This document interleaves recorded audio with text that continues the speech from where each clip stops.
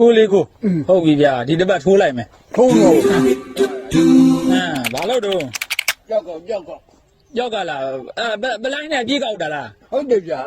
ဘယ်နဲ့တစ်ခါကောက်ဘယ်နဲ့လုံးတော့ ဟမ် တစ်ခါကောက်ရင်ဘယ်နဲ့လုံးတော့ ဟာမင်းအချင်းတစ်ချက်ကြုံလို့ အော်အချိန်30ကျော်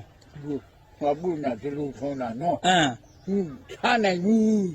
ငကူလိုမထမ်းနိုင်တော့ဘူးပေါ့ ထားနိုင်တာပေါ့ထားနိုင်တယ်ပူတယ်နော် အေးပါအ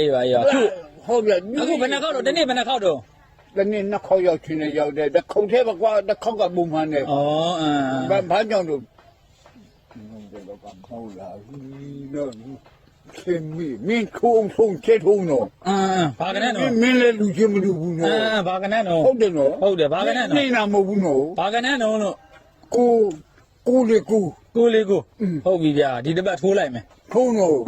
မပေါ်လာပြီးချင်ငါအိမ်နဲ့တော့ ဟုတ်ပြီထိုးလိုက်မယ်ဟုတ်မင်းလည်းလူချင်းမလူဘူး အေးပါထိုးလိုက်မယ် ထုံး ဟုတ်ပြီတွားကြည့်နေနာမဟုတ်ဘူးနော် ဟုတ်ပြီ တရားခွင့်နေတာမင်းတည်တယ်နော်